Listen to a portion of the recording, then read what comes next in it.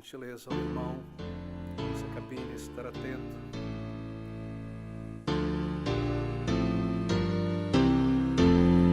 De pé, queridos irmãos, louvemos ao nosso Deus. Deus de Abraão, louvai o vasto céu, Senhor, eterno e poderoso, Pai de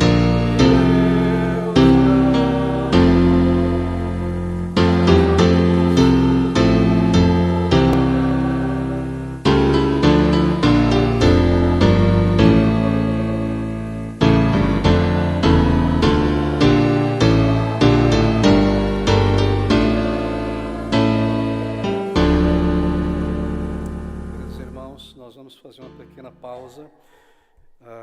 Pastoralmente, devo exortar a todos os presentes, aos que estão trabalhando, aos que estão em escala, a voltarmos a nossa mente para o culto ao Senhor. O Senhor está em nosso meio. Estou observando pessoas que estão apenas movimentando os lábios. Isto não é cantar louvores ao Senhor. A nossa adoração parte da alma e se manifesta em louvor com voz. Cante com voz ao Deus vivo, reflita sobre esse texto. Ele é o Deus eu sou. E quem somos nós, se não por sua graça? Ele está em nosso meio. Louve a Deus em espírito, eleve a voz em adoração ao Deus vivo. Não apenas mexa os lábios em reverência, não fique parado, olhando para o inário, para os lados. Louve ao Senhor em espírito e em verdade. Vamos iniciar novamente este cântico de adoração ao nosso Deus.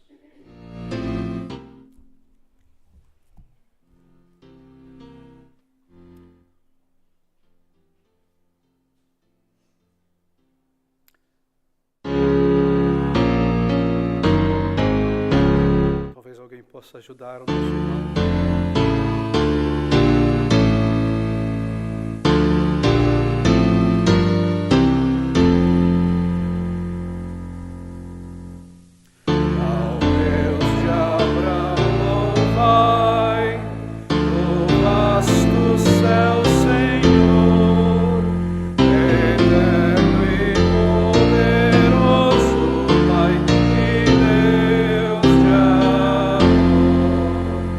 Oh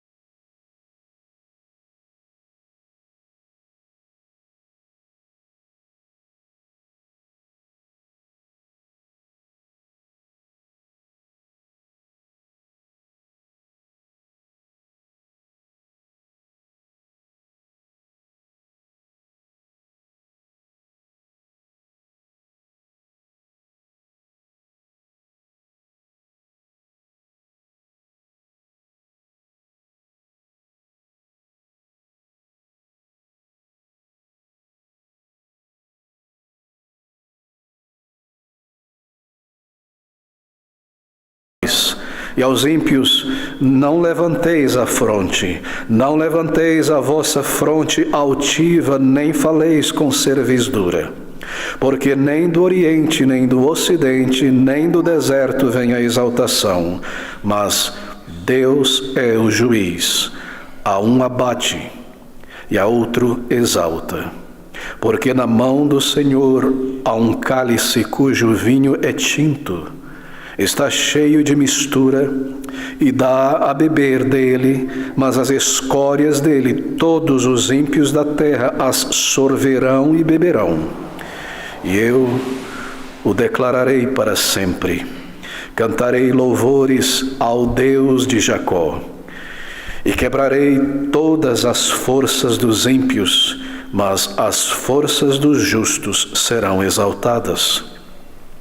Conhecido é Deus em Judá, grande é o seu nome em Israel. E em Salém está o seu tabernáculo e a sua morada em Sião. Ali quebrou as flechas do arco, o escudo e a espada e a guerra. Tu és mais ilustre e glorioso do que os montes de caça. Os que são ousados de coração são despojados. Dormiram o seu sono, e nenhum dos homens de força achou as próprias mãos. A tua repreensão, ó Deus de Jacó, carros e cavalos são lançados num sono profundo. Tu és temível. E quem subsistirá à tua vista, uma vez que te irares? Desde os céus fizeste ouvir o teu juízo, a terra tremeu e se aquietou. Quando Deus se levantou para fazer juízo, para livrar a todos os mansos da terra. Certamente a cólera do homem redundará em teu louvor. O restante da cólera tu restringirás. Fazei votos e pagai ao Senhor vosso Deus. Tragam presentes os que estão em redor dele, àquele que é temível. Ele ceifará o espírito dos príncipes. É tremendo para com os reis da terra. Posso, Senhor, nosso Deus, abençoar esta leitura da sua palavra ao nosso coração e entendimento nesta manhã. Os queridos amigos, nós recordamos a todos a respeito dos horários de nosso culto, nosso ajuntamento solene em adoração ao Deus vivo a cada domingo, às 10 da manhã e às 18h30. Queremos encorajar também aqueles que nos acompanham à distância pela internet a virem, a estarem aqui, a conhecerem esta congregação que se esforça a se pautar na palavra de Deus, a levar o Evangelho da graça e adorar ao Deus vivo em espírito e em verdade. Todos os domingos às 10 às 18h30 e a cada terça-feira a congregação se reúne em oração. Oração é a nossa declaração de submissão a Deus, de fé, o senso da nossa necessidade. E sem oração não há vida espiritual em uma igreja qualquer. Não importa os dons e os talentos que a membresia possua ou o privilégio que nós tenhamos na sociedade, no lugar onde nós nos encontramos como igreja local. Sem oração não há bênçãos do alto. A oração é o clamor de um povo que serve a Cristo e que necessita da sua graça. Assim, se você ama Cristo, serve ao Senhor, deve estar aqui conosco a cada terça-feira, estando apto, é claro, para estar aqui conosco às 19h30 juntos nesta terça-feira em oração. Ao final deste culto, ou melhor, no período da tarde, às 15 horas, nós temos este magnífico trabalho, um trabalho tão importante, tão necessário, que é o evangelismo da geração em crescimento. Nós não temos em nossa igreja uma reunião de entretenimento das crianças, mas é o evangelho da graça redentora proclamado a almas eternas que estão em um processo de crescimento e amadurecimento. Traga filhos, crianças, netos, vizinhos para ouvir o evangelho da graça redentora. Nós cremos que o Espírito de Deus é poderoso para salvá-las. Nós também cremos no ensino da palavra de Deus que todos todos estão condenados, porque todos somos pecadores. Assim, crianças necessitam do Evangelho, e nós cremos e sabemos que a criança também pode partir a qualquer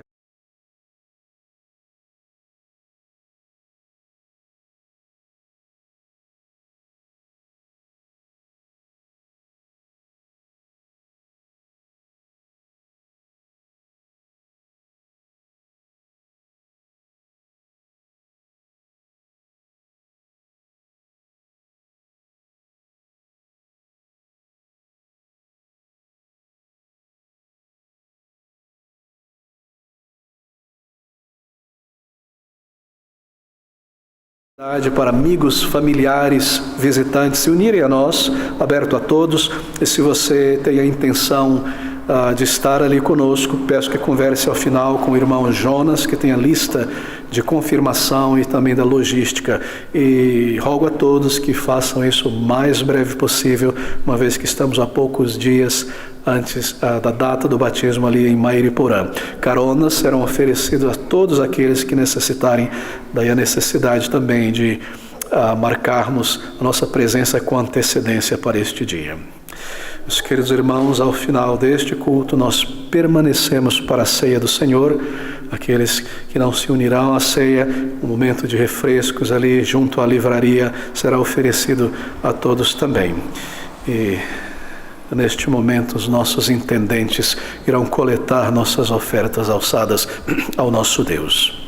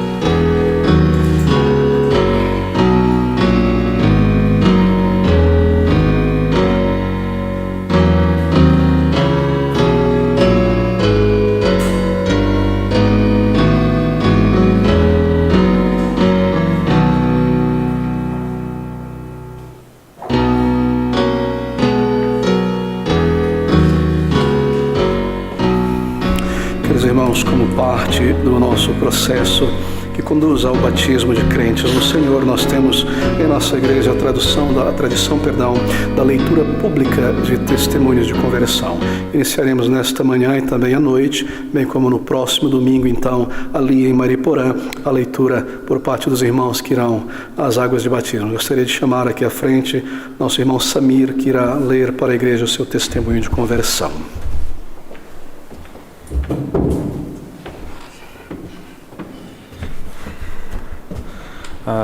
Meu nome é Samir Jalel Gazawi. A história da minha conversão é uma história marcada por muitos empecilhos, muitos pecados, mas principalmente pela obra de Deus.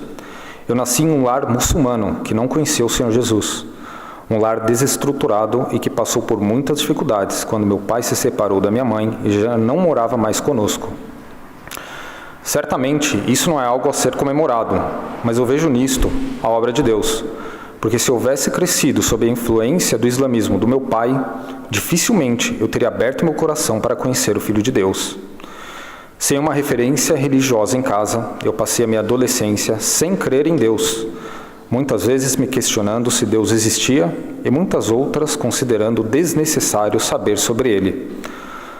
A minha única preocupação era estudar para conseguir um bom emprego e ajudar a minha família.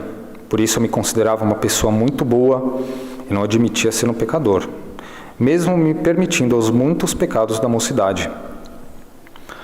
Acontece que quando eu entrei na faculdade, por algum motivo que eu não sei explicar, eu tive o desejo de conhecer a Deus. Certa vez um colega me perguntou se eu tinha alguma religião. Eu neguei, mas disse que me interessava em conhecer a Bíblia. Depois de alguns dias, eu fui abordado na faculdade por um casal de missionários coreanos que me convidaram para estudar a palavra e conhecer a igreja presbiteriana deles. Foi lá que eu comecei a aprender a respeito de Jesus Cristo e do seu amor por pecadores. Aprendi também sobre as leis de Deus. Por isso não demorou muito para que eu entendesse que de fato eu sou um pecador e não uma pessoa justa. Eu comecei a lutar contra os meus pecados para que fosse aceito por Deus. Eu ainda não entendia muito bem sobre a graça de Deus e sobre a regeneração do Espírito. Então eu me frustrava, tentando sem êxito mudar a minha própria natureza pecaminosa. Com esse conflito dentro de mim, eu saí daquela igreja depois de 7 meses, seduzido por um falso pastor pentecostal que prometia trazer revelações e demonstrações do poder de Deus.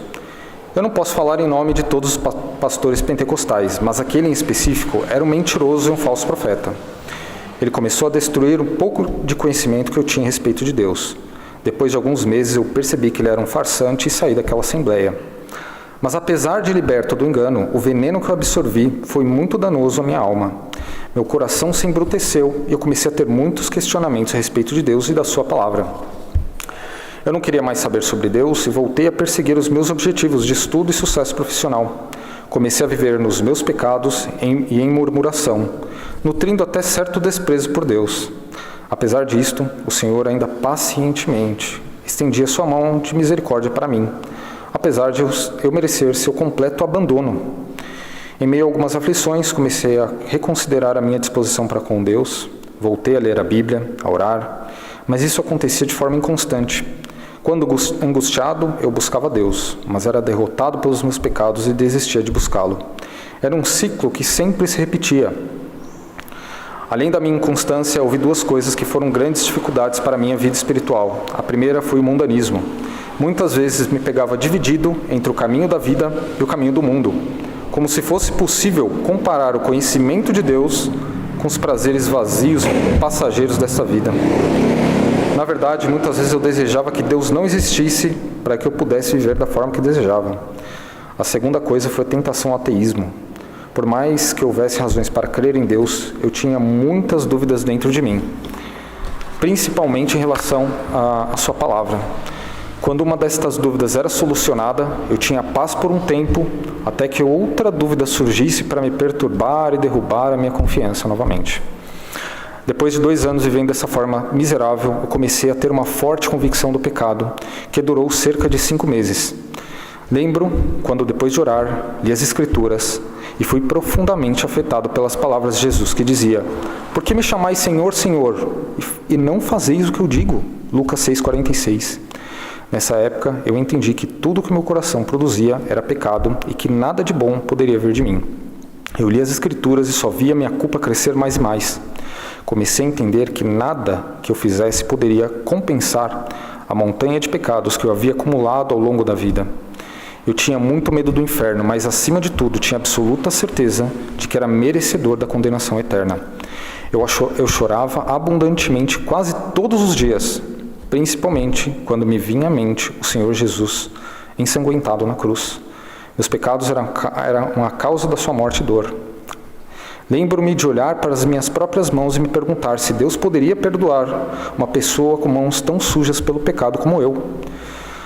Mas o Senhor é o Deus que faz a ferida e Ele mesmo a ata.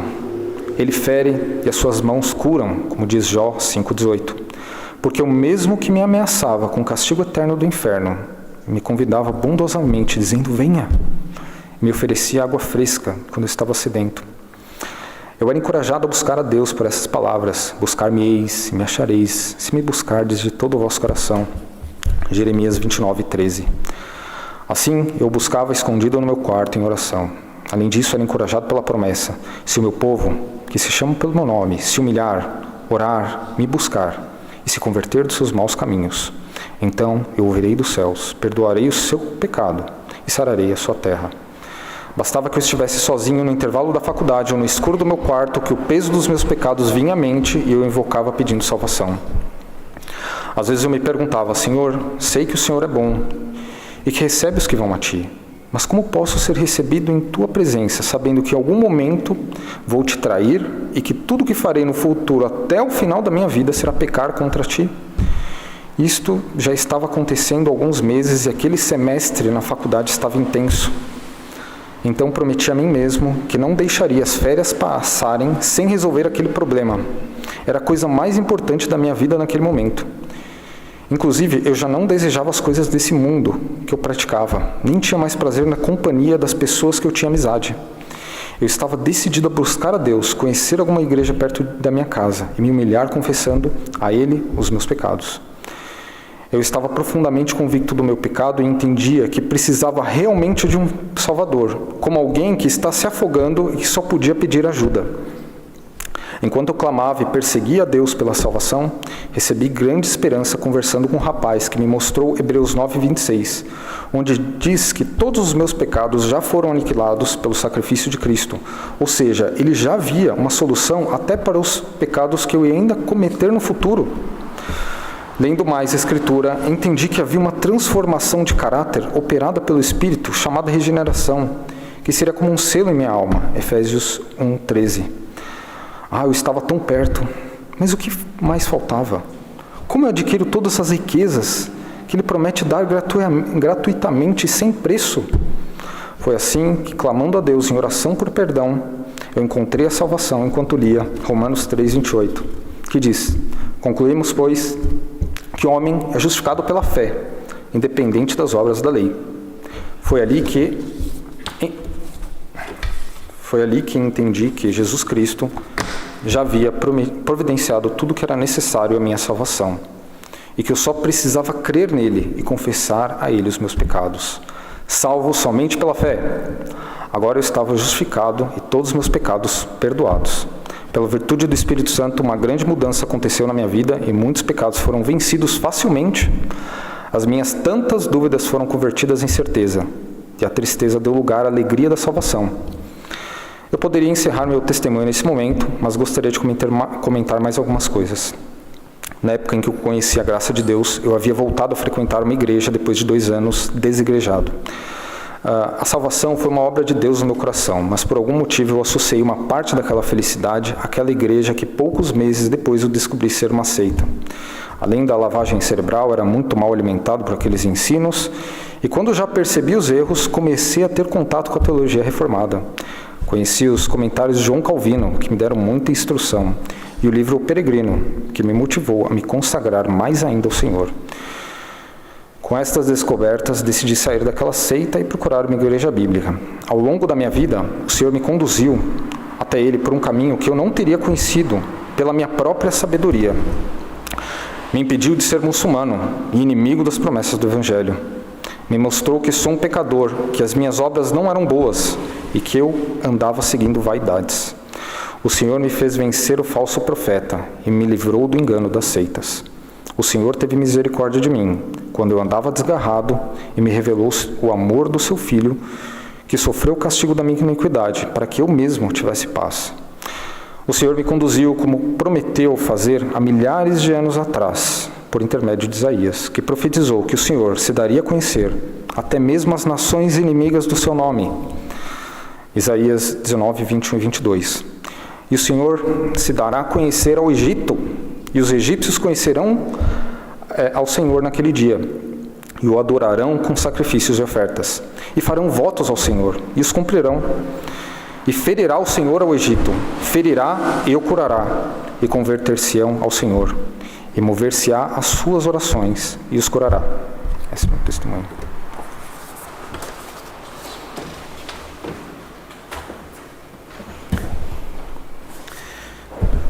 Vamos orar juntos ao nosso Deus. Ó Senhor nosso Deus e Pai Celestial, grande é a nossa alegria e comoção lembrarmos por estas palavras lidas agora, Senhor, que Tu és um Deus tão reto em santidade, um Deus que não nega a si mesmo, e um Deus que fez promessas de misericórdia a homens tão pecadores como nós. Graças te damos, Tu és santo e Tu és cheio de misericórdia, e por meio deste único e vivo caminho em todas as gerações, em todas as culturas, o Senhor tem conduzido homens e mulheres ao despertar da alma. ao arrependimento de pecados e à fé no Senhor Jesus Cristo. E segundo a tua promessa, dado o perdão, removido a culpa, enchido de alegria o coração de homens e mulheres justificados pela fé em teu Filho bendito.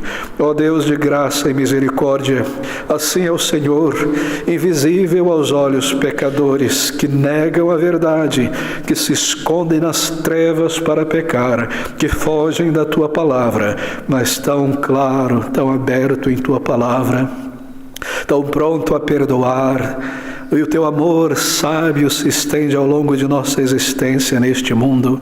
E quando olhamos para trás, sabemos que mesmo antes do Senhor nos chamar, o Senhor já tinha teus olhos sobre nós e nos preservou da morte prematura, da autodestruição, preservou também aqueles treinamentos que o Senhor usaria e santificaria depois para o teu reino.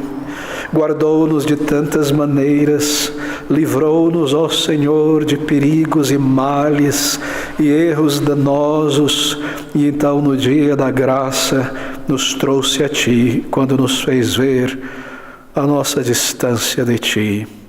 Nos ensinou o Teu Filho bendito, o Seu amor revelou ao nosso coração, nos fez entender quão pecadores somos, quebrou todo o orgulho e a resistência, trouxe luz à nossa ignorância, esmigalhou toda a nossa dependência da religião, de nós mesmos, de obras humanas, e nos levou em inteira submissão ao Teu Filho bendito, a clamar a Ti.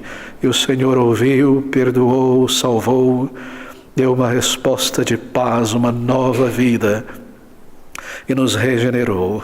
Como nós Te adoramos em reverência nesta manhã.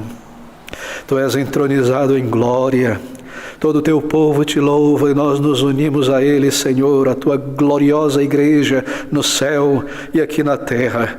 Reconhecemos os nossos pecados e fraquezas, somos indignos, ó Senhor, a cada dia somos indignos das menores de Tuas bênçãos, e tudo o que recebemos de uma mão tão generosa, por graça e bondade, um Pai celestial, cheio de amor, eterna compaixão. Ó nosso Deus, e às vezes Te entristecemos e magoamos o Teu coração quando passamos pela semana cercados de preocupações e temores e desafios, e nos reduzimos aos homens deste mundo como pessoas que não conhecem o Deus vivo, ou não clamamos a Ti, ou desconfiamos do Teu conhecimento sobre a nossa situação, ou falamos e murmuramos, ou nos exasperamos, ou nos esquecemos das Tuas promessas. Senhor, perdoa-nos quando agimos desta maneira. O Senhor nos tem guardado com grande amor. Nós recordamos da purificação de nossos pecados e recordamos da Tua promessa de vida eterna, que nada irá nos separar do Teu grande amor, e por fim o Senhor nos receberá na glória. E nos recordamos, ó Senhor, que estas provações, elas são parte do Teu treinamento, e sem elas nós não crescemos, ó Senhor, e a nossa fé não amadurece, e a paciência não nasce em nós, e não aprendemos a amar as coisas do alto. O Senhor é tão bom e sábio. Guarda-nos, pois, então, de pecarmos, de retroagirmos. Guarda-nos, sobretudo, de pensarmos tanto em nós mesmos, ó Senhor, de pensarmos em nossas falhas ou em nossas virtudes. Volta o nosso olhar para os irmãos, volta o nosso olhar para Cristo a cada dia e o Seu reino. Quando nos sentirmos tristes ou duvidosos, guarda-nos de pecarmos contra o Senhor.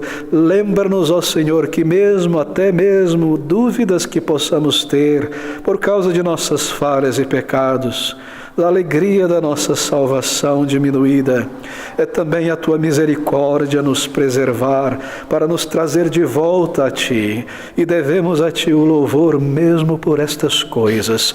Ó Deus bondoso, se temos andado em insinceridade, assim em mentira, e nos comportado como pessoas não salvas em nossos relacionamentos e em Tua casa, ó Senhor. Ó nosso Deus, agimos como pessoas que têm andado ao longo da semana em humildade, perdoa-nos. Se temos ocultado a verdade dos homens, perdoa-nos. Se temos mentido ao Teu Espírito, ao mentir a outros irmãos, perdoa-nos. Se justificamos as nossas falhas por subterfúgios, perdoa-nos. Purifica-nos de toda a maldade que ainda há em nós. Lava-nos inteiramente deste mal. Continua, Senhor, a nos limpar e purificar. Levanta também os nossos olhos para a glória eterna. Enche o nosso coração de gozo e alegria na fé, para que ele traga louvores e ações de graças a Ti. Ó Senhor, às vezes somos tão egoístas, tão mesquinhos, e centramos toda a vida, os dons, as oportunidades e o tempo que temos em nós mesmos. Senhor, perdoa-nos por isto. Perdoa-nos, nós te rogamos. Tua palavra nos ensina que temos o Evangelho como em tesouros de barro para que a glória seja Tua. E nós lembramos também que a nossa vida não é nossa, mas Tua. E que a nossa vida não é mais para este mundo, mas para o Teu reino. Em breve seremos ceifados deste mundo para estar em Tua presença. Dai-nos de viver o que nos resta para os irmãos, para as almas necessitadas, para o avanço da Igreja do Teu Filho bendito neste mundo. Menos de nós, mais de Cristo nós te rogamos, ó nosso Deus. E em Tua casa, a andarmos como verdadeiros amados irmãos que estimam uns aos outros com grande santidade. Tu estás em nosso meio nesta hora, Tu anda no meio do Teu povo em espírito e Tu nos vês, Senhor. Ó Senhor, Tu sabes o que é melhor para nós. Livra-nos, guarda-nos, treina-nos, ó Senhor, e aumenta em nós a gratidão e o louvor, a alegria da vida com o Senhor. Bane as nuvens frias deste mundo, livra-nos de nós mesmos, fixa em nosso olhar a Tua palavra e as Tuas promessas, e dai-nos, ó Senhor, neste dia do Senhor, de demonstrarmos o nosso amor por Cristo, vivendo as horas deste dia para Ele. Ó Deus de graça e misericórdia, nós Te agradecemos por poder trazer também a Ti estas ofertas alçadas e rogamos que o Senhor as receba, pois provém da Tua própria mão, como um filho que pede ao Pai algo para comprar e dar ao Pai. De Ti recebemos e a Ti entregamos com gratidão, sabendo que da Tua mão vem toda a nossa provisão. Ó Senhor, recebe, abençoa, multiplica e honra para a glória do Teu bendito Filho em Tua Igreja, o Senhor Jesus Cristo. Abençoa-nos nestas horas, nós Te rogamos, em nossa obra a Cristo, em nossa demonstração de obediência sincera, de amor por almas, no testemunhar do Evangelho às almas em crescimento, nas ruas, levando a palavra de vida eterna àqueles que jazem na morte, na escuridão, que já se cansaram e se sentaram nas trevas por não encontrar o caminho para a luz. Vem e usa-nos, ó Senhor, e coroa toda a obra de evangelismo com sucesso, a realizada ontem no cemitério e a que será realizada hoje em nome de Cristo Jesus. Nós nos entregamos a Ti, Senhor, e rogamos uma bênção do alto sobre esta nova semana. Guarda-nos e abençoa-nos e dai-nos a alegria de vermos pessoas sendo tocadas por nosso testemunho de Cristo e crentes sendo edificados pelo conhecimento e o exemplo que temos sido tem sido formado em nós pelo teu treinamento. Usa-nos, pois, nós te rogamos, abençoa-nos, dai-nos de sentir e saber que nunca estamos sós. Tu és o nosso Deus e o nosso Pai, e temos uma imensa família de irmãos e irmãs na fé. Senhor, vem e move em nós, e firma a nossa fé e a nossa certeza de perdão e vida eterna. A Ti dirigimos todas estas coisas com grande alegria e confiança. Aqui estamos, ó Pai, alimenta-nos, fortalece-nos e abençoa-nos. É o que te rogamos humildemente, em nome do Senhor Jesus Cristo Salvador, e para o teu louvor. Amém. Abra comigo mais uma vez a palavra do Senhor. Eu me volto agora ao Novo Testamento, ao livro de Atos, a nossa segunda leitura nesta manhã, no capítulo 4, lendo do versículo 32 ao versículo 14 do capítulo de número 5. Atos, capítulo 4, lendo do versículo de número 32 para dentro do capítulo 5 ao versículo de número 14.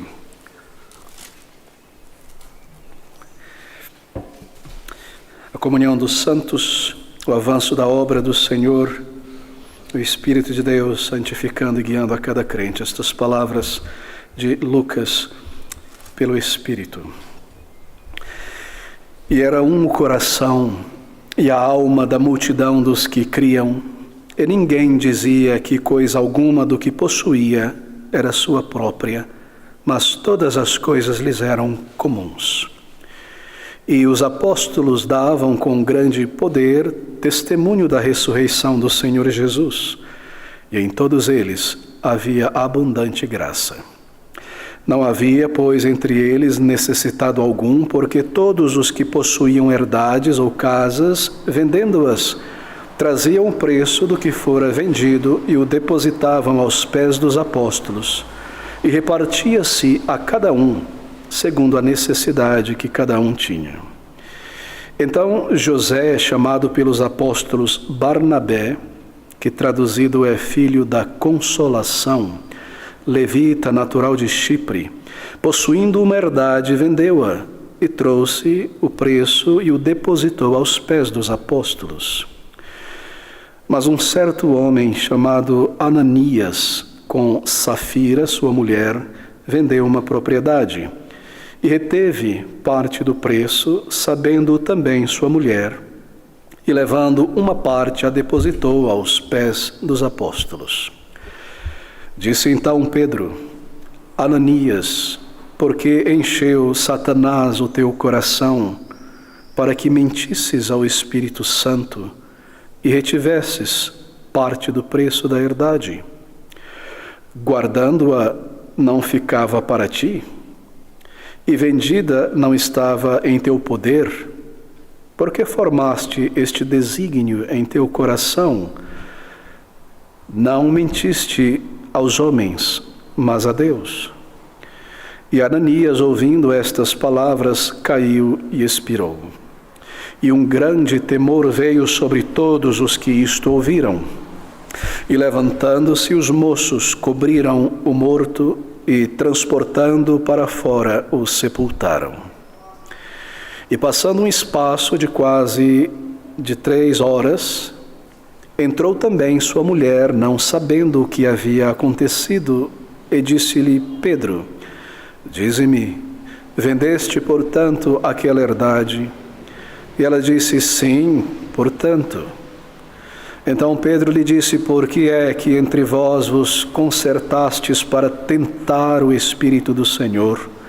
Eis aí a porta aos pés dos que sepultaram o teu marido, e também te levarão a ti. E logo caiu aos seus pés e expirou. E entrando os moços, acharam-na morta, e levando-a para fora, a sepultaram junto de seu marido. E houve um grande temor em toda a igreja e em todos os que ouviram estas coisas, e muitos sinais e prodígios eram feitos entre o povo pelas mãos dos apóstolos. e estavam todos unânimes no alpendre de Salomão. Dos outros, porém, ninguém ousava juntar-se a eles, mas o povo tinha-os em grande estima. E a multidão dos que criam no Senhor, tanto homens como mulheres, crescia cada vez mais, de sorte que transportavam os enfermos para as ruas e os punham em leitos e em macas para que, ao menos a sombra de Pedro, quando este passasse, cobrisse alguns deles. E até das cidades circunvizinhas concorria muita gente a Jerusalém, conduzindo enfermos e atormentados de espíritos imundos, os quais eram todos curados. Possa o Senhor nosso Deus abençoar mais uma vez a leitura da sua palavra ao nosso coração e entendimento juntos. Vamos outra vez cantar louvores ao Senhor com o hino de número 16 em nosso inário. Hino de número 16, baseado no Salmo de número 46, sobre o nosso Deus, castelo forte é nosso Deus.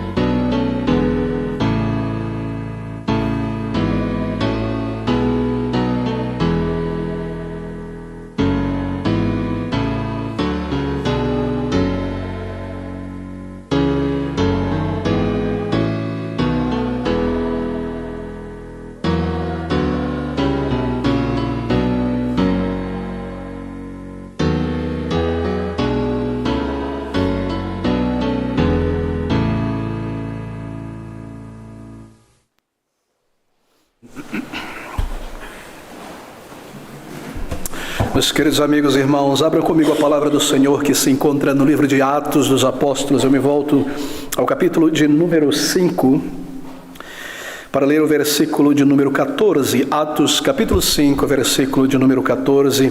E a multidão dos que criam no Senhor, tanto homens como mulheres, crescia cada vez mais. A obra do Espírito de Deus, a igreja sendo manifesta publicamente e aumentada. O cumprimento da profecia de Isaías 54, as tendas sendo ampliadas, as cordas sendo ampliadas e multidões de pessoas sendo recebidas para dentro da igreja do Senhor Jesus Cristo. Bem, nosso tema nesta manhã é o que é uma igreja e, em particular, o que é uma igreja reformada. Eu aproveito o contexto em que nos encontramos da celebração, isto é, da Reforma Protestante, para responder um número de perguntas que tem sido trazido a mim por queridos amigos aqui de nossa igreja, visitantes também por e-mail e alguns recém-chegados. E a pergunta é esta: o que é uma igreja reformada? Bem, nós já lidamos muitas vezes, é claro, com este tema, mas o momento se tornou propício para reunirmos novamente os textos da Palavra de Deus e recordarmos o que é de fato uma igreja reformada. Bem, nós iniciaremos, é claro, na palavra do Senhor, entendendo o que é uma igreja. E eu devo dizer, queridos amigos, que uma igreja não é um pedaço de papel. Uma igreja não é uma confissão de fé. Uma igreja não é uma declaração doutrinária. Uma igreja reformada não é uma placa ou um site com o título Igreja Reformada. É muito, muito, muito mais do que isso. E esta deve ser a nossa compreensão inicial. Uma igreja não se resume à adoção de princípios sustentados pelo movimento histórico, bíblico, em igrejas em várias partes do mundo chamado movimento reformado. Bem, eu creio que a melhor definição bíblica do que seja uma igreja reformada está na primeira carta de Paulo a Timóteo. Se você abrir comigo no capítulo 3, nós temos no versículo de número 15 uma declaração do que seja uma igreja.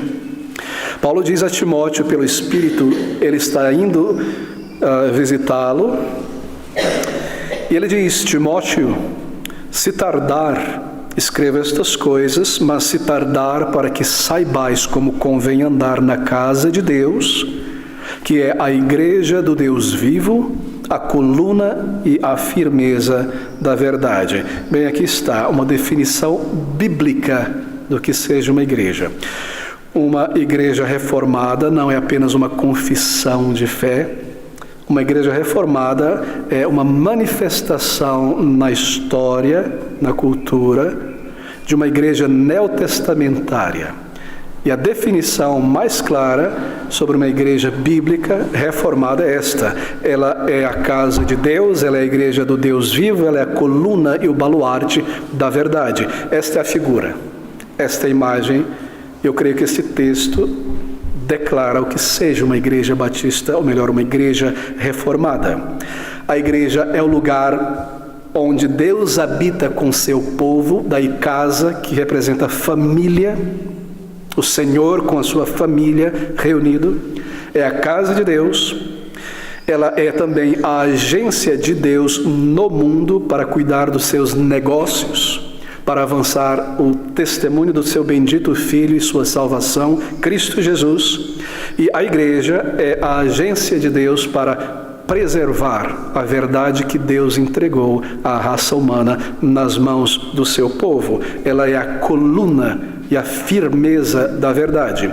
A verdade é a palavra de Deus, e a igreja não é a verdade. A igreja é este púlpito, uma coluna sobre o qual está a verdade. E a igreja, como coluna, como baluarte, mostra a verdade para todos. Assim, a verdade não é a igreja, é a palavra. Essa é uma declaração do Senhor Jesus Cristo em João capítulo 17, santifica-os na tua palavra é a verdade. E a igreja que se baseia na verdade, que levanta a bandeira da verdade, que anda em verdade, ela expõe a verdade como uma coluna em cima da qual está, para que todos vejam. Ela é o baluarte, protetora, proclamadora e guardiã da verdade entregue por Deus, para preservar e para anunciar à raça humana as verdades referente à pessoa do Senhor e a salvação em Cristo Jesus, e é claro, muito mais. Assim, queridos amigos, deixe-me colocar nesses termos. Uma igreja reformada, uma igreja verdadeiramente reformada segundo a palavra de Deus, é o retrato mais próximo possível de uma igreja do Novo Testamento.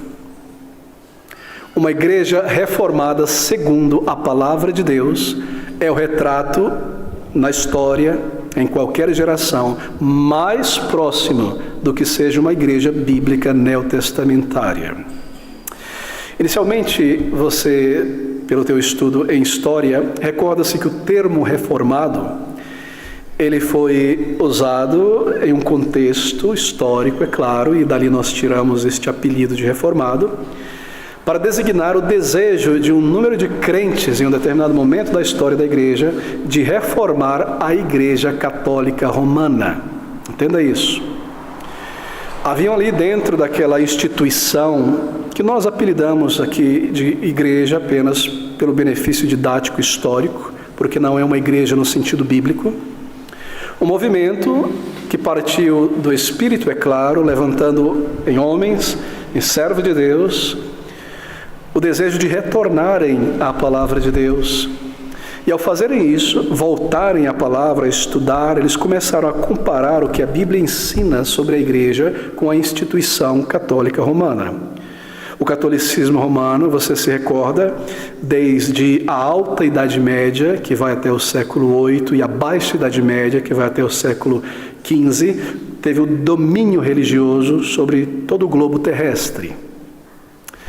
E debaixo do seu poderio, debaixo da sua interpretação, submetia-se todos os seres humanos que diziam-se cristãos. E ao longo dos séculos, esta instituição, que foi tomando uma forma monstruosa a partir do século II em particular, essa instituição ela foi enterrando a palavra de Deus, a verdade da palavra de Deus, debaixo de uma grande, pesada parafernália litúrgica e doutrinária. Assim, quando você pensa sobre uma cidade no deserto, que aos poucos é coberta inteiramente pelo vento que vai trazendo areia até o ponto de você não ver mais aquela cidade, o catolicismo romano enterrou as verdades do texto bíblico sobre as suas interpretações, os seus dogmas, os seus catecismos, seus concílios e etc. Mas em um determinado momento, pela obra do Espírito, nós entendemos que a Reforma Protestante foi de fato uma obra da terceira pessoa da Santa Trindade neste mundo, o Espírito Santo de Deus. O Senhor, é claro, que declarou que as portas do inferno não prevaleceriam contra a sua igreja, e que a sua igreja é a igreja do Deus vivo, e que a tocha da verdade nunca seria apagada. Ele traz de volta esta luz, despertando muitas pessoas ao longo de um período para retornarem à sua palavra. E estas pessoas, em sua maioria, por estarem ali dentro do catolicismo romano, desejaram trazer aquela instituição, aquela igreja, de volta à palavra de Deus, reformando-a, trazendo-a de volta, marcha ré, à forma original, daí reforma. Eles, é claro, não tiveram qualquer sucesso, porque o catolicismo romano tomou tal estrutura pagã que não era possível fazer tal coisa, e assim eles compreenderam, estes homens e movimentos, que o chamado de Deus era saírem daquele meio e seguirem servindo ao Senhor. Mas não pense que a igreja de Cristo do Novo Testamento, em sua pureza, como declarado aqui nas Escrituras, sobretudo em Atos, ela desapareceu por completo. É claro que não. Sempre houve igrejas e crentes espalhados por todo o mundo, servindo e adorando a Deus de uma maneira bíblica, sendo perseguidos pelo catolicismo romano e outros grupos, como os muçulmanos, é claro. Mas a palavra de Deus era proclamada, o verdadeiro evangelho proclamado, um culto de adoração ao Deus vivo ao longo de cada século, de cada década. O Senhor preservou igrejas bíblicas, crentes bíblicos, porque Ele disse que a semente plantada não morreria, ela cresceria, se tornaria uma grande árvore. Assim Ele sempre preservou. E neste momento da reforma, então o Senhor, pelo seu Espírito, em grande misericórdia, trouxe à tona novamente o respeito, o amor pela palavra e a submissão da sua igreja à palavra. E é isso que nós chamamos, em linhas muito gerais, de a reforma daqueles que protestaram contra o catolicismo romano. E dali, então, muitas daquelas igrejas que adoravam o Senhor assim como que escondidos, começaram a ter liberdade para colocar o rosto para fora, adorar publicamente, servirem ao Senhor. E estes grupos foram apelidados segundo o nome dos seus pastores ou segundo alguma prática em particular, como não batizar bebês, como batizar por imersão, daí batistas, congregacionais pela forma de governo, calvinistas, luteranos, mas em linhas gerais eles retornaram à palavra de Deus, a mesma fé novamente brilhou. E assim nós herdamos este título de reformado, e todas as igrejas que nascem daquele período são reformadas em certo sentido, não é? Mas não se limita a isso, queridos amigos. Eu gostaria de mencionar então os princípios fundamentais, as características bíblicas fundamentais do que seja uma igreja reformada. Eu mencionarei em particular, por fim, que seja uma igreja batista reformada. Bem, você se recorda, estudando sobre isso, porque é um tema amplamente divulgado, que aqueles crentes, sobretudo os nomes que nós conhecemos mais em particular, eles martelaram com muita força princípios nevrálgicos da fé cristã, necessários para o dia. O catolicismo romano afirmava que a salvação é por meio da fé subentendida no dogma da igreja, pelo exercício das boas obras humanas e a permanência na instituição. Em contraste com isso, foi necessário que estes homens, estes pregadores, estes movimentos afirmassem o ensino da palavra de Deus sobre a salvação, que ela vem pela graça de Deus, do alto e não pela igreja, e que ela é recebida pela fé, a mão vazia de méritos, para a salvação e para a vida eterna. Assim, inicialmente, nenhum destes líderes ou condutores do movimento reformado sentou-se numa mesa e disse o seguinte: bem, o nosso movimento será caracterizado por 5 bandeiras principais, sola escritura, não. Esses elementos solas só foram aplicados a eles no século XIX, conforme nós olhamos para trás e identificamos as principais ênfases que eles levantaram na época. Mas salvação pela fé e pela graça estavam bastante claras e divulgadas nas cartas desses reformadores e eram marteladas em pregações porque era o combate do momento. E aos poucos, através dos demais grupos e ao longo do século e também no movimento puritano, a ênfase foi retornada também aos demais elementos que hoje nós juntamos como 5 somentes, no latim somente é solas, 5 solas, que é pela Bíblia que nós recebemos a verdade de Deus e o caminho de salvação, sola escritura, somente ela, que a salvação é por meio da graça de Deus, somente pela graça, por meio da fé, para a glória de Deus, por meio de Cristo Jesus somente. Estas ênfases foram colocadas ao longo do movimento, e nós, olhando para trás, como historiadores, podemos dizer, eles destacaram estes 5 somente. Mas é claro, o movimento reformado não se resumiu à Alemanha, foi um período extenso, tocando em igrejas em todo o mundo, iniciando movimentos em todo o mundo, mas em essência foi o retorno a estas verdades eternas. E a igreja se manifestou novamente como a igreja do Deus vivo, a coluna e o baluarte da verdade. Bem, esse movimento que veio posteriormente à reforma, apelidado de movimento puritano, que também foi um movimento largo, que encompassou quase 2 séculos e vários países, eles avançaram ainda mais aquilo que nós chamamos de reforma. Reformar as igrejas locais para que elas se parecessem menos com o mundo, menos com o catolicismo e mais com o modelo bíblico que nós temos aqui de uma igreja. E aqueles puritanos, eles enfatizaram, daí o apelido que receberam, uma purificação mais profunda da igreja de Cristo, um retorno mais profundo a uma submissão à palavra de Deus na adoração, no serviço, eles aplicaram um esforço muito vigoroso em purificar a igreja local e receberam então esses apelidos de puritanos.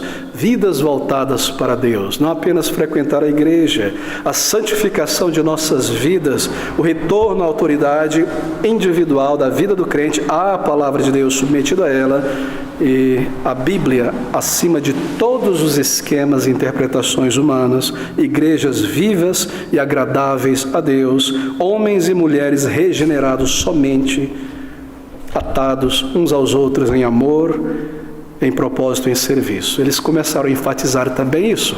Assim, os reformadores, no início, eles fizeram um grande trabalho, mas ainda ficou muita coisa a ser feita, não é? Se nós pudermos pensar alegoricamente na reforma chamada daqueles que protestaram, protestante, como um prédio. Pense em um prédio, uma grande catedral.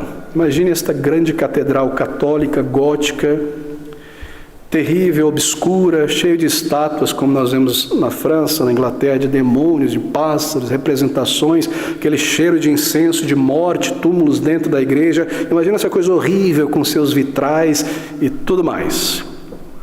O período de domínio do catolicismo romano. As trevas, a obscuridade, a missa, o padre de costas para a congregação, o altar e ele sacrificando Cristo, um sacrifício incruento sem sangue, a hóstia como divina e toda a superstição e o domínio, o poderio de homens sobre a mente de outros homens.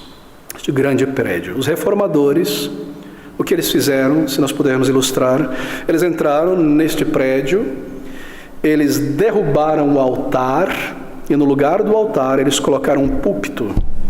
E em cima deste púlpito eles colocaram uma imensa Bíblia e começaram a ensinar para a congregação, na língua da congregação, com um texto traduzido na língua das pessoas, para que eles compreendessem a palavra de Deus, conhecessem o Filho de Deus e a verdadeira vida. Certo? A propósito, é por isso que você encontra em muitas pinturas puritanas, e é a tradição em muitas igrejas de ter uma Bíblia gigante aqui, para que se mostre que a autoridade sai do texto e não do homem. Eles fizeram isso. E muitas outras coisas. E o período foi avançando, mas eles não concluíram, é claro, a reforma, porque aquele prédio ainda está lá. Há muitos elementos do catolicismo romano que ficou para trás ali, naquele período inicial da reforma, um batismo infantil, um ranço do catolicismo e tantas outras coisas. Os puritanos olharam para aquele grande prédio e disseram, isso está muito diferente do que a palavra de Deus diz. Eles derrubaram o prédio e tiraram o incenso, tiraram o misticismo, a adoração estética, extasiante, e colocaram no lugar uma adoração vertical, como a Bíblia prescreve, em espírito e verdade, um ensino claro, direto da palavra, a pregação contínua do Evangelho, uma membresia regenerada, vidas santas, vidas para o Senhor. Eles não criaram isso, eles estão voltando à forma e eles seguiram avançando. Assim, os puritanos deram essa grande, imensa ênfase. De maneira que a igreja, ou as igrejas locais, começaram a tomar a forma bíblica. Assim, nós não pensamos mais em uma igreja dominando todo o mundo, que de fato não era uma igreja bíblica. E ao falarmos sobre reforma hoje, nós não falamos sobre reforma da igreja, mas das igrejas locais, porque não existe a igreja, a não ser a igreja invisível, mística, como nós podemos dizer, de todos os crentes no mundo inteiro, em toda a história, esta igreja única. Mas enquanto estamos aqui na terra, nós nos reunimos em endereços, em locais, então são igrejas, grupos de pessoas, assembleias, congregações de pessoas independentes, sob a palavra de Deus, sob o governo da palavra de Deus. Assim, a igreja local deve continuar se reformando, o que quer dizer, a cada igreja local deve continuar voltando à palavra de Deus em seu culto, em sua adoração, sua membresia, seu evangelismo. Assim, tornando-se, o que diz Paulo a Timóteo, a casa de Deus, a igreja do Deus vivo, a coluna e a firmeza da verdade. Isto é uma igreja reformada, não é uma confissão no papel. O nosso interesse não é a reforma, mas o nosso interesse é aquilo que interessava os reformadores. Os reformadores não voltaram à reforma, eles voltaram à palavra. E nós não voltamos à reforma, nós voltamos à palavra. E essa é a diferença, penso eu, entre uma igreja reformada segundo a palavra de Deus e uma igreja reformada apenas. A igreja reformada apenas, ela deseja voltar à reforma. A martelar 5 pontos, a martelar 5 solas. Eles amam muito o subproduto da reforma, a música clássica protestante, Bach e tudo mais, sim, nós gostamos muito disso também, mas esse é o subproduto. Eles querem o pão, o vinho e o queijo da reforma e a arte protestante renascentista. Nós não estamos voltando à reforma. Nós voltamos à palavra. Nós queremos uma igreja de pessoas regeneradas, uma adoração bíblica vertical, uma igreja santificada, uma igreja que prega o evangelho, uma igreja submissa a Cristo. Foi a isso que os reformadores voltaram. Assim, essa é a diferença, em linhas gerais, de uma igreja que tem uma placa de reformada e uma igreja que se esforça para se reformar segundo a palavra de Deus. Certo? Então nós podemos avançar. Bem, alguns distintivos, então, de uma igreja reformada segundo a palavra de Deus. Todas essas igrejas, ao longo da história, denominadas de igrejas reformadas, elas possuem distintivos comuns, daí nós podemos identificá-las, não é, na história como reformadas. Fossem elas batistas, reformadas, presbiterianas, congregacionais e outros grupos também, segundo os apelidos que foram recebendo. E esses distintivos trazem a essência do que seja uma igreja reformada segundo a palavra de Deus. Sem isso, não se pode dizer é uma igreja reformada, muito menos segundo a palavra de Deus. O primeiro deles, o primeiro distintivo de uma igreja biblicamente reformada, é que a palavra de Deus nós chamamos de as Escrituras, porque são vários livros, daí o plural, mas nós reunimos em um texto a Bíblia, que também vem de biblioteca. A Bíblia, a palavra de Deus, as Escrituras, é a expressão da vontade de Deus para todos os aspectos da vida do crente e da reunião do crente como povo de Deus em congregação. Toda a autoridade, todo o ensino está declarado aqui. O catolicismo romano aceita, e outros grupos eles dizem está declarado aqui, mas também está declarado aqui, no que nós cremos, na nossa tradição, na nossa opinião, no que nós achamos de melhor. E nós dizemos não. Deus, em sua sabedoria, revelou ao seu povo de maneira clara tudo o que ele determinou para a sua adoração, a vida do crente, o evangelismo e tudo mais. Ele colocou aqui. Isso, além de ser bíblico, é também óbvio, porque Deus não deixaria ao homem determinar como ele deveria ser adorado. Assim, ele revelou a sua vontade. Em outras palavras, é Deus quem interpreta a si mesmo. E como nós podemos saber se algo é correto, nós interpretamos a palavra de Deus a partir da palavra de Deus. Já lidamos com a questão do método interpretativo, não é? E esse é o primeiro elemento distintivo. Nós devemos à Escritura toda a nossa reverência como sendo de fato a palavra de Deus, a voz de Deus. O que Ele nos entregou, o que Ele determinou dizer e nos ensinar está aqui neste livro. A voz de Deus registrada para todo o seu povo, em todas as épocas, em todas as nações, e também sendo a voz de Deus, a palavra de Deus, é claro, ela é infalível, ela é inerrante. Como poderia Deus errar ou declarar algo contrário à verdade? E por ser também de Deus, a palavra da verdade, Deus naturalmente preservaria a sua palavra, não permitindo que ela fosse alterada, corrompida, porque Ele mesmo declarou que, sendo a sua palavra a verdade, pode passar o céu e a terra, mas a sua palavra permanece. E a ilustração é essa: tudo aqui pode desabar e desaparecer, o texto fica em pé no ar. A sua palavra será mantida ao longo de toda a história. Assim, esta é a palavra de Deus. E nós devemos a ela toda a nossa reverência ao ler, ao meditar, ao nos aproximar dela, e toda a nossa submissão. Bem, esse foi o ponto inicial também daquele movimento chamado Reforma Protestante. Foram crentes, basicamente, que se apegaram à palavra de Deus. Foram homens que estavam presos a ideias não bíblicas e também não salvos, que pelo estudo da palavra de Deus foram salvos e começaram a protestar contra os erros dentro daquela grande instituição em que eles estavam presos. Assim, eles escolheram honrar a Deus, honrando a sua palavra, ouvir a palavra de Deus mais do que ouvir os homens, e receberam grande ousadia para enfrentarem a morte, se necessário, em submissão à palavra do Senhor. De maneira que foi assim que começou a emergir, ou sair das catacumbas e do entulho da parafernália romana, a igreja que estava ali muito minguada, é claro, ao longo dos séculos. Somente a palavra de Deus revela a vontade de Deus ao ser humano e nada mais. Bem, obviamente este ensino não surgiu da cabeça dos reformadores que escreveram, nós vamos defender isso. Isso está na palavra de Deus. Deixa-me voltar apenas um texto, João capítulo 17. Você se recorda? Acabei de mencionar também, no versículo de número 17, o Senhor, ao orar ao Pai em sua oração, que nós apelidamos de oração sacerdotal,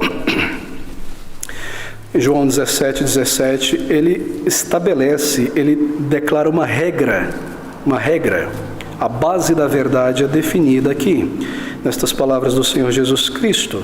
Santifica-os, o Senhor orando ao Pai, pelos discípulos, pela igreja, santifica-os na tua verdade, a tua palavra é a verdade. Assim, a base da verdade é a revelação, é a palavra de Deus. Isso não foi invenção dos reformadores, é o que Deus declara, é o que a Bíblia ensina. Bem, o Senhor Jesus Cristo, então, ele reconhecia a grande autoridade da palavra de Deus. Você se recorda que mais tarde ele acusou os líderes judaicos a não fazerem caso algum da palavra de Deus e atribuírem grande importância às suas próprias tradições em paralelo e em superior à palavra de Deus. De maneira, queridos, que uma igreja reformada, ela reconhece a absoluta autoridade da Bíblia sobre todos os assuntos. Bem, deixe-me perguntar, é a palavra de Deus a autoridade em tua vida? Pergunte-se a si mesmo isso, querido irmão. É a palavra de Deus a autoridade? Ao tomar decisões, você checa a autoridade de Deus? Grandes decisões.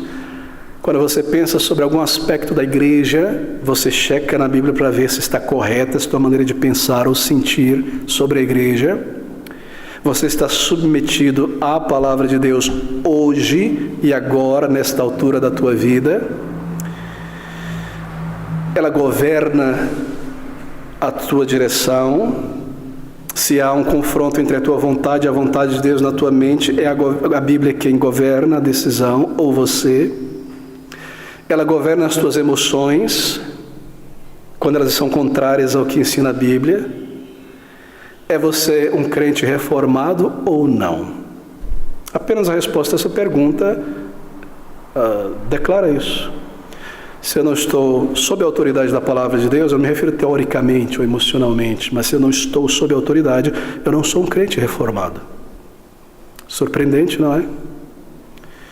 Bem, outro distintivo do ensino de uma igreja reformada, de acordo com a palavra de Deus, é a transcendência de Deus.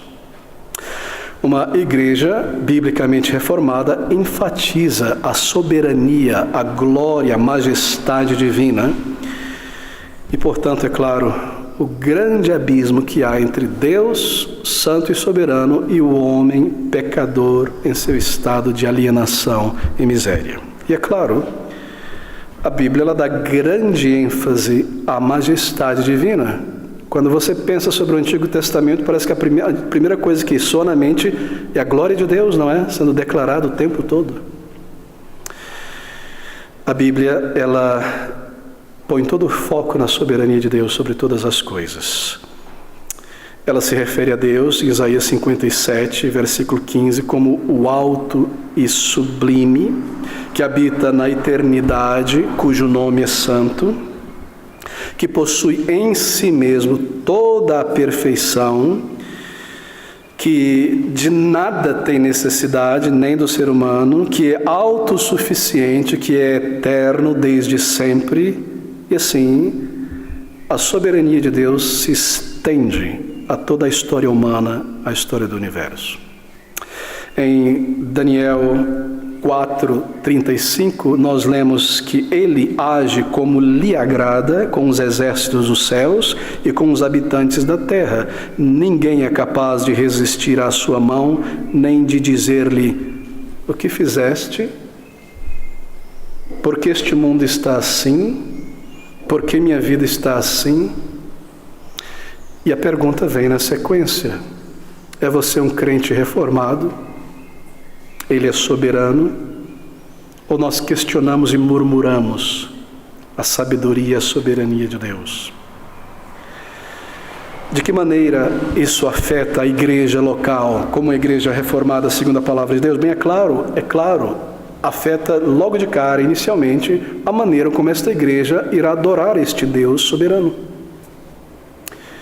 Nas igrejas reformadas segundo a palavra de Deus, a majestade, a glória de Deus, ela desperta um temor piedoso em tudo que nós fazemos, em cada ato de culto público, em nossa atitude para com Deus. A ordem no culto, os adoradores aprendem a ter ciência de estarem na presença de Jeová. Ele é soberano, ele vê neste exato momento a raiz dos nossos pensamentos agora. Ele é soberano sobre todas as coisas, e porque Ele é majestoso e glorioso, a maneira como nós nos referimos a Ele é segundo a sua glória, sua majestade, sua santidade. Logo, o nosso culto é assim. É reverente, é em espírito e em verdade, é jubiloso, é da alma, é em ordem. O Senhor está em seu santo templo. O Senhor está aqui no santo templo, não é? Se Ele está aqui, então a nossa reverência, a nossa adoração é segundo a sua pessoa. É você um crente reformado como adora a Deus? Você abre os lábios para cantar seus louvores? O seu pensamento está centrado no Senhor? As conversações são dignas? Os hinos são bíblicos? A oração é vertical? O nosso serviço é para Cristo? Ou seja, o caráter de Deus estabelece a nossa adoração. A nossa adoração é de acordo com o que nós entendemos sobre a pessoa de Deus. Assim, quando nós vemos pessoas adorarem de maneira frívola, isso é uma declaração do que eles compreendem sobre Deus. Isto, eles não compreendem o Deus verdadeiro. Porque eu não posso estar na presença de Deus de uma maneira leviana e frívola, assim, Ele é o santo e eterno Deus e Senhor sobre todas as coisas. Não é verdade? Assim, a soberania de Deus, afirmada em uma igreja reformada, afeta a nossa adoração a Deus. Um outro elemento de uma igreja bíblica reformada refere-se ao caminho que conduz à vida eterna, o caminho de salvação. Uma igreja reformada irá declarar ao mundo, proclamar o caminho de salvação, que é segundo o esquema estabelecido por Deus e revelado nas Escrituras. E este esquema segue esta ordem de prioridades. A Bíblia declara que no que se refere à salvação eu sou um pecador e o meu pecado trouxe uma depravação inteira, completa do meu ser. E por depravação, obviamente, porque esse é um termo estranho em nossos dias, que não reflete a raiz dele, quer dizer que cada parte do nosso ser foi contaminado pelo pecado. Não significa que nós não consigamos realizar atos de altruísmo e de boa vontade. Sim, isso ainda reflete a imagem moral de Deus em nós. Mas cada departamento do nosso ser, mente, razão, memória, sentimentos, tem o vírus, está manchado pelo pecado, daí completa a corrupção. Este homem, esta mulher que será salvo, ela não será salvo apenas porque Deus é um cavaleiro, a pessoa consegue abrir a porta por si mesma, mas Ele abre. Não, é porque ela está morta, inteiramente morta. E salvação também é sinônimo de ressurreição, de perdão, de liberdade. Todos esses termos bíblicos mostram, declaram a natureza, a condição espiritual daquele que precisa ser salvo. De maneira que, como resultado da queda do ser humano no pecado, todos nós nos descolamos, ficamos alienados de Deus para viver nosso pecado. Deus lá e nós aqui, separados da vida de Deus, separados da comunhão com Deus, alienados de Deus e sujeitos, é claro, ao poder do pecado. Por poder quer dizer esta força gravitacional do pecado. Eu sempre vou voltar a Ele, eu sempre vou buscar a Ele, por isso eu não posso agradar a Deus e por mim mesmo me reconciliar com Ele. Este é o ensino bíblico e esta é a ênfase de uma igreja biblicamente reformada, a impotência humana. Mortos, como diz Paulo em Efésios, capítulo 2, versículo 1, mortos, enterrados nos delitos e pecados. A lápide, as pedras, o cimento, delitos e pecados, morto, podre, não consegue sentir e pensar. No que se refere ao Espírito, a buscar a Deus, eu preciso ser salvo, não parte de mim.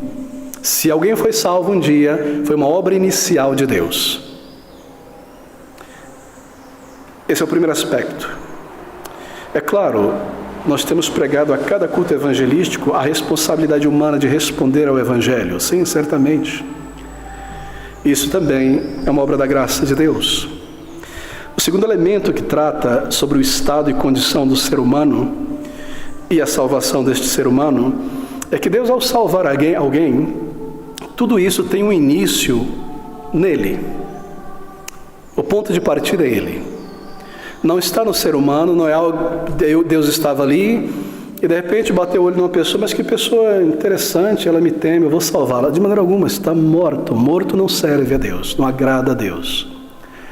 Partiu dele a iniciativa e assim ele decidiu, em sua soberania e graça, salvar um grande, imenso número de pessoas que estavam mortas em seus pecados. De maneira, queridos, que nós chamamos isso de a eleição divina. E esse não é um apelido reformado, esse é um termo bíblico. Eleito segundo a graça de Deus.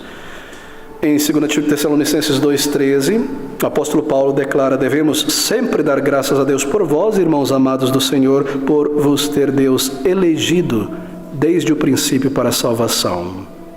Assim, a eleição é para a salvação. E eu vou tomar a oportunidade breve para explicar um problema que martela nas emoções de muitos. Deus não elegeu ninguém para condenação. Ele elegeu para a salvação. Devemos sempre dar graças a Deus por vós, irmãos amados do Senhor, por vos ter Deus elegido desde o princípio para a salvação. Se você pensar sobre a raça humana, cada ser humano nascido desde Adão, o primeiro até o último, todos eles, dentro de um mesmo ônibus, se precipitaram no abismo e morreram. Veja essa massa de corpos sobre a face do planeta Terra. Todos mortos, ninguém vivo. Todos caímos em pecado em Adão. Todos morremos. Deus, ao olhar sobre esses ossos secos, Ele decide, por sua inteira graça, misericórdia e soberania, ressuscitar um imenso número deles para a vida eterna. E os demais permanecer no estado em que já estavam. Assim, Deus não elegeu alguém para morrer e ser condenado. Eles permanecem no estado que já estavam. O que eu quero dizer é que a eleição bíblica ela é positiva. Você não encontrará a eleição bíblica nesse sentido. Deus não dá uma rasteira em alguém para a condenação. Você encontrará termos que parecem contradizer isso no Antigo Testamento, mas se refere à disciplina. Ele é soberano. Endurece Deus alguém? É claro que sim. A massa morta ele endurece ainda mais. Ele pode fazer muito bem isso. Mas essa é uma eleição para a vida eterna. Se não houvesse a eleição, pense na figura, todos os seres humanos como cadáver no chão, se não houvesse eleição, não haveria salvação de ninguém, porque todos pecaram, todos estão mortos. Assim, a eleição é misericórdia, não é injustiça. Se Deus fosse agir pelo crivo da justiça, então todos deveriam ser condenados, porque todos estão mortos em seus próprios pecados. Eleição é misericórdia. Sem eleição divina, não haveria salvação. E uma igreja bíblica reformada declara e ensina estas verdades. Ele elegeu um povo para si, por sua graça, sempre merecida da parte do ser humano que estava ali morto. O que é que o morto merece? Assim, em vez de questionar essa doutrina, eu devo me prostrar diante do trono da graça de Deus e louvar a Deus por esta graça. Porque se Deus não houvesse eleito pessoas para a salvação, então toda a alma humana se depararia com um destino medonho, horrível, eterno. De maneira que, pela eleição da graça de Deus, bilhões de pessoas estarão no céu para a glória da graça soberana de Deus. Que amor tão grande do Senhor. Não há injustiça em Deus, diz a palavra de Deus. Assim, meu querido amigo, se você consegue pensar sobre estas coisas, entender estas coisas e ao mesmo tempo compreender a sua morte espiritual, você deve ir ao Senhor para a salvação da sua alma. Parece isso contraditório? Não na palavra de Deus. E aí está a soberania de Deus. Ele é tão soberano que ele pode declarar isso: aquele que vier a mim, de maneira nenhuma lançarei fora. Um outro elemento particular sobre o estado do ser humano, a salvação do ser humano, nós temos apelidado de expiação particular, que a morte de Cristo expia, cobre, apaga o pecado daquelas pessoas e daquelas pessoas somente por quem ele morreu, que são aqueles que Deus elegeu para serem salvos. Em outras palavras, cada gota do sangue de Cristo derramado naquela cruz foi por um eleito, não há gota desperdiçada do sangue de Cristo. Ele expiou o pecado deles e expiou o pecado daqueles por quem ele veio morrer. E nós vemos tantos textos na palavra de Deus: Cristo morreu somente por aqueles que Deus escolheu. E o Senhor Jesus declarou isso em João 10, 11, o bom pastor dá a sua vida pelas ovelhas. Todo aquele que ouvir do Pai e for ensinado a ele, virá a mim e de maneira nenhuma, e eu o ressuscitarei no último dia, e de maneira nenhuma experimentará a morte eterna, a condenação eterna, João 6. Quantos textos da palavra de Deus declaram com toda a autoridade que ele veio para o seu povo, para os seus, aqueles que ele conheceu antes da fundação do mundo. E uma igreja bíblica reformada irá ensinar e declarar estas verdades. Então há também um outro elemento na questão da salvação que nós temos chamado de o chamado eficaz. Há um chamado que eu faço e todo pregador faz em toda a pregação do Evangelho, dizendo a você: vá ao Senhor Jesus. Esse é um chamado humano bíblico. Mas há um chamado mais forte, irresistível no coração pelo Espírito. Esse é eficaz. Embora o meu seja ineficaz, porque eu não vou conseguir te convencer, talvez, não vou. Quando o Senhor chama aqueles que Ele elegeu, por quem Cristo já morreu, eles vêm. E alguém pode dizer: não, eu não vou não. Eu resisto. E é claro, nós resistimos. E é por isso então que um chamado maior que a nossa resistência, daí chamado irresistível ou eficaz. Ele irá salvar aqueles que Ele determinou salvar. Esse é Deus. Ele é soberano. Ele irá fazer isso. A boa obra que Ele iniciou, Ele irá concluir. Ninguém pode vir a mim, Jesus disse, se o Pai que me enviou não o trouxer. Em Efésios 4:4, Paulo foi cuidadoso, não é, ao explicar essas palavras. Há um só corpo e um só Espírito, como também fostes chamados em uma só esperança da vossa vocação. E o último aspecto desta salvação do homem morto, que envolve a eleição, tendo em vista a corrupção humana, o chamado eficaz, a expiação particular desses, é aquilo que nós temos apelidado de a perseverança dos santos. Em outras palavras, no final, os verdadeiros crentes jamais apostatarão da fé por fim. Deus os preservará, Ele é soberano. Ele não salva e joga fora, Ele não salva e deixa perder. E salvação quer dizer iniciada e concluída na glória eterna. Jó 17:9, e o justo seguirá o seu caminho firmemente, e o puro de mãos irá crescendo em força. Filipenses 1:6, aquele que em vós começou a boa obra, a aperfeiçoará até o dia de Jesus Cristo. Deus não tem qualquer intenção de abandonar aqueles por quem o seu Filho morreu. João 10:28, dou-lhes a vida eterna e nunca hão de perecer e ninguém as arrebatará da minha mão. Ele é soberano. Esta soberania está por trás destas palavras, são as suas próprias palavras. Assim, a eleição é uma verdade tão confortadora, meus queridos amigos, que no momento que um crente verdadeiro a conhece, a compreende, ele é liberto do temor, ele se torna ousado do evangelismo, porque ele sabe que nada o separará do amor de Deus.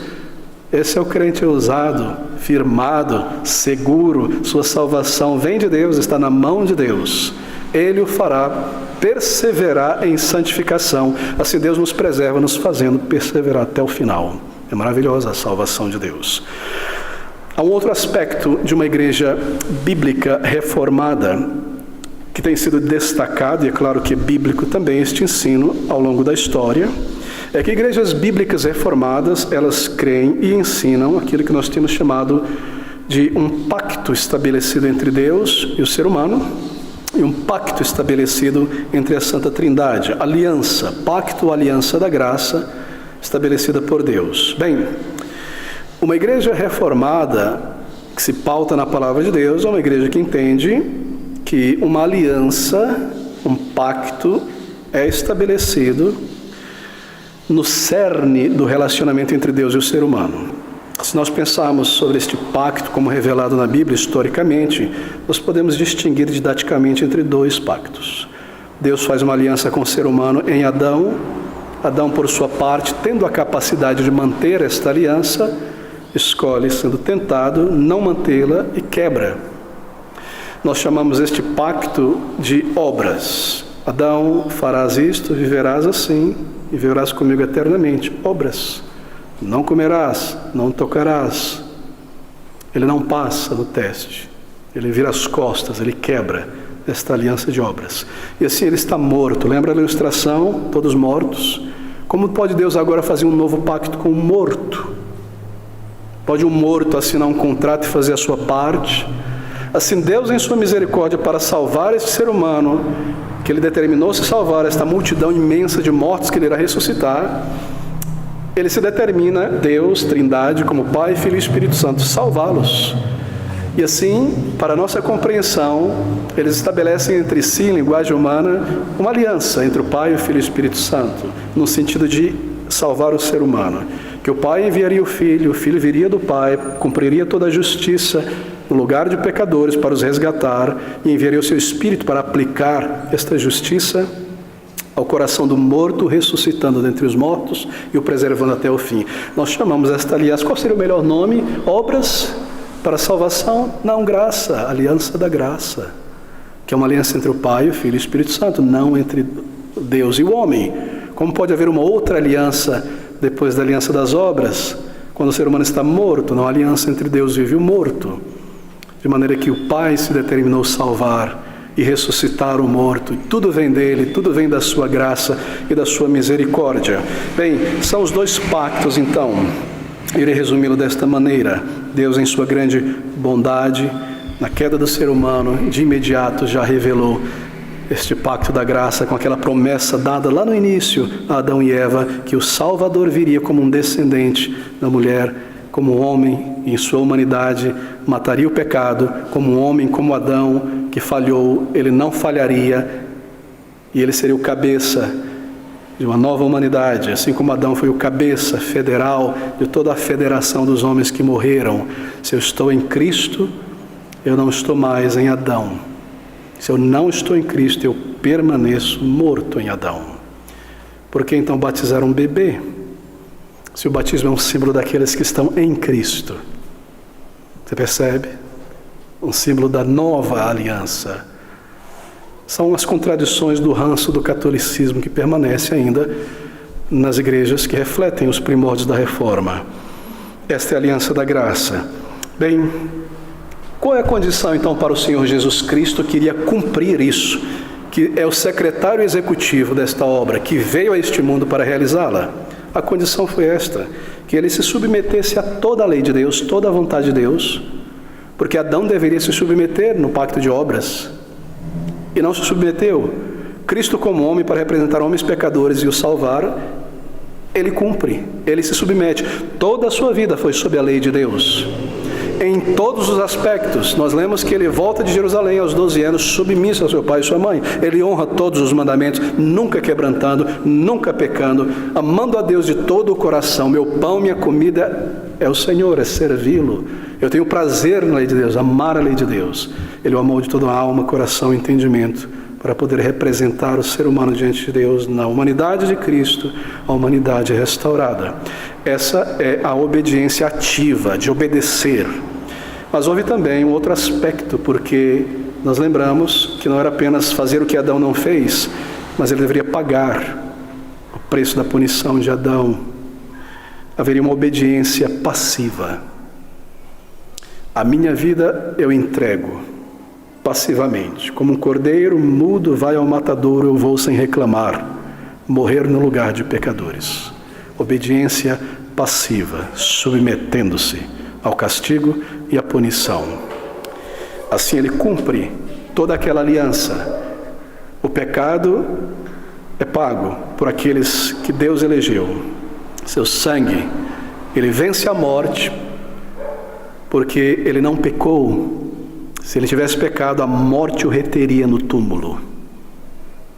Ressuscitando, ele tem o poder para ressuscitar os seus eleitos e os justificar diante de Deus. Assim, ele é o cumpridor da aliança, da graça redentora. O Senhor Jesus Cristo, ele teve todo o êxito onde Adão não teve.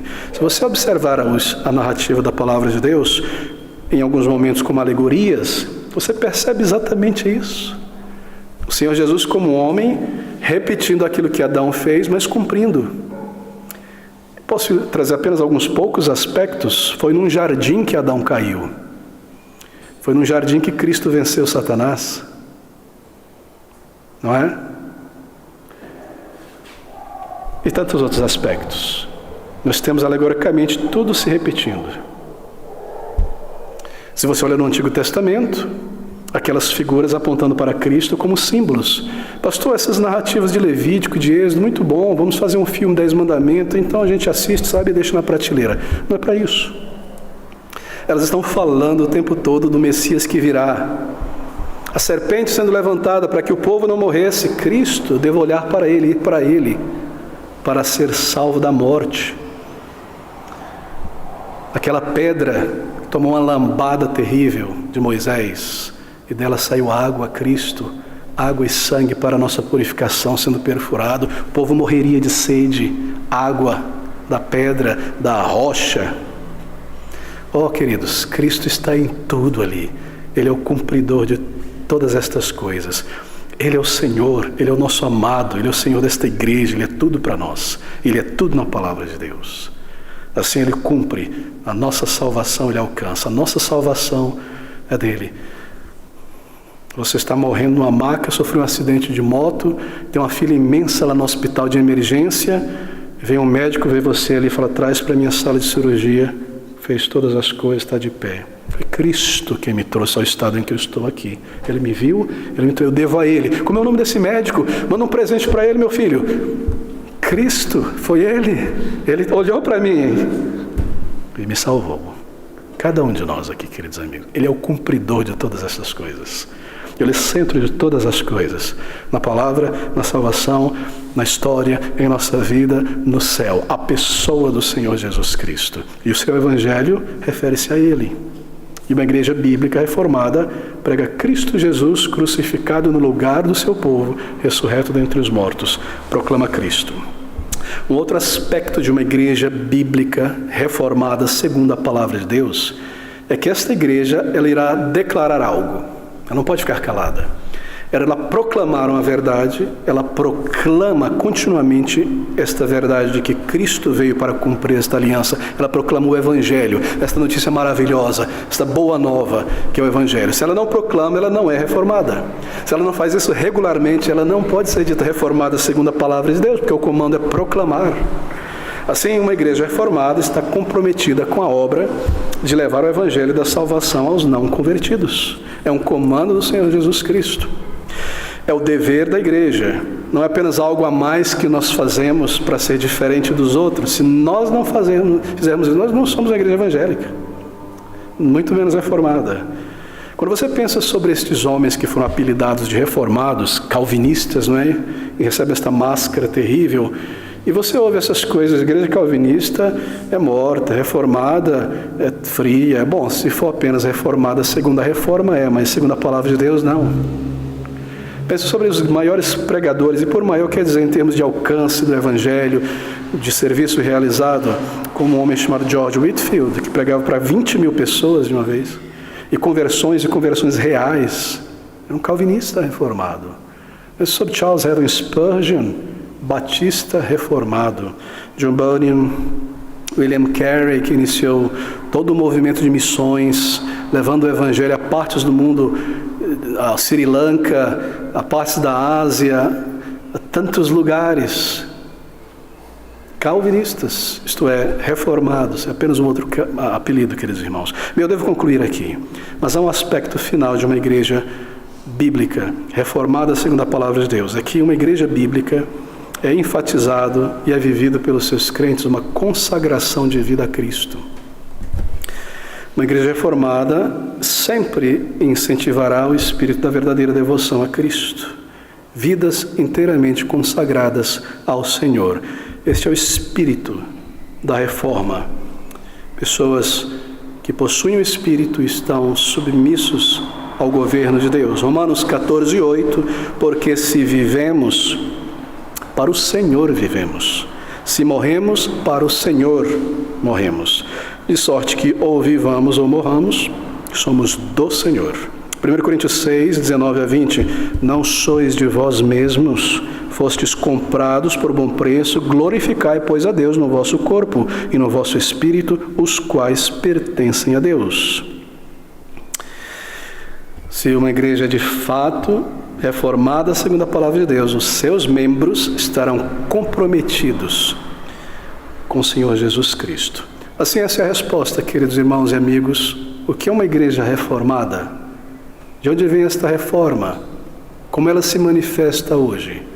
Uma igreja reformada segundo a palavra de Deus. Esta mesma igreja do Novo Testamento, que é a casa de Deus, a coluna, o baluarte da verdade, onde Deus está presente e onde os seus servos estão reunidos para adorá-lo e para servi-lo, a habitação do seu Espírito. E esta igreja subirá, esta igreja, não feito de paredes, nem todos os que congregam, mas estes que encontraram refúgio em Jesus Cristo, o Senhor da glória. Que salvação maravilhosa, estendida a todos aqui, pelo Salvador, que simplesmente em sua soberania diz: vinde a mim, e eu vos aliviarei. É maravilhoso, não é? Quão diferente dos esquemas filosóficos mortos, daqueles que tentam trazer uma moldura filosófica sobre a palavra de Deus. Vá ao Senhor Jesus, vá ao Senhor, e você será salvo e recebido. Ele terá de fato morrido por você. Vamos concluir juntos, adorando ao nosso Deus, louvando ao nosso Deus, entoando em nosso cenário o hino de número 52. Hino de número 52. Rocha eterna, foi na cruz que morreste tu, Jesus.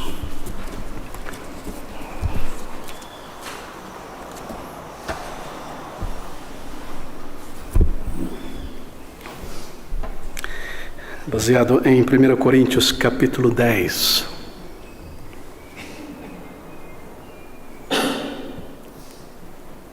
Talvez alguém possa auxiliar.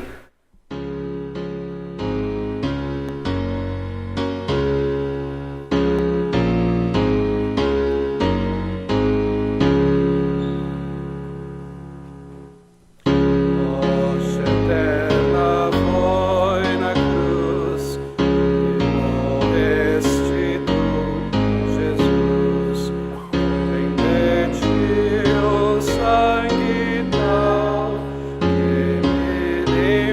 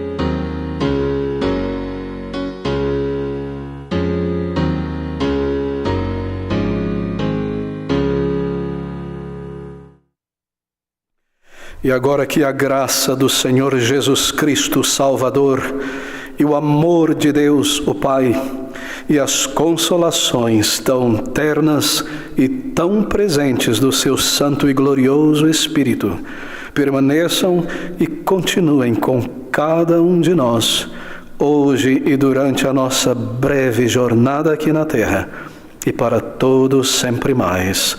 Amém. Amém.